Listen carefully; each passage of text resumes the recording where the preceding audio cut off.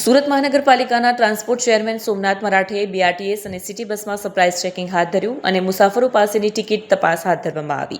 સાથે બસ કંડક્ટર અને ડ્રાઈવર પાસે આઈ કાર્ડ ચેક કર્યા, જેમાં એક કંડક્ટર પાસે યુનિફોર્મ ન હોવાને લઈ નોટિસ આપી તો અન્ય કંડક્ટર પાસે આઈડી કાર્ડ તથા અન્ય પુરાવા ન હોવાને લઈ 7 દિવસ સસ્પેન્ડ કર્યું, જ્યારે એક ટિકિટ ચેકરને પણ બેદરકારી બદલ 7 દિવસ સસ્પેન્ડ કરાયો છે.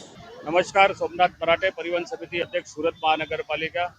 આજે પેસેન્જર દ્વારા અમને જે ફરિયાદ મળી હતી જે ટિકિટ બાબતની, અને પેસેન્જર દ્વારા ચેકરને પણ ફરિયાદ કરી હતી.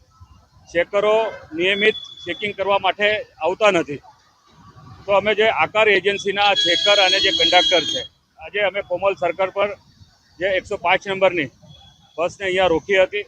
કંડક્ટર પાસે આજે જ નોકરી પર કંડક્ટર આવ્યો છે અને એની પાસે કોઈ પણ પ્રકારનો અનુભવ નથી, ખાલી ટી શર્ટ પહેરેલો છે, એની પાસે કોઈ પ્રકારનું આઈ કાર્ડ નથી, એટલે આકાર એજન્સીનો બી કાર્ડ નથી અને એની પાસે બીજો બી અન્ય કોઈ આધાર કાર્ડ કે વોટિંગ કાર્ડ એ પણ નથી.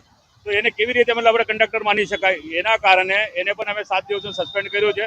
અને એનો જે ચેકર છે જીગર દેસાઈને બી અમે 7 દિવસનો સસ્પેન્ડ કર્યો છે. અને આ બંનેનું ખુલાસો આકાર એજન્સી નહીં આપે તો આકાર એજન્સી પર પણ મોટી કાર્યવાહી કરવામાં આવશે. આજે અમે જે ચેકિંગમાં અમે નીકળ્યા છે, જે બસ અમે પકડી હતી એમાં કોઈ પણ પેસેન્જર ટિકિટ વગરનો મળ્યો નથી, પરંતુ કદાચ એમને મેસેજ મળી ગયો હશે એટલે કદાચ ટિકિટ આપી ચૂક્યા હશે.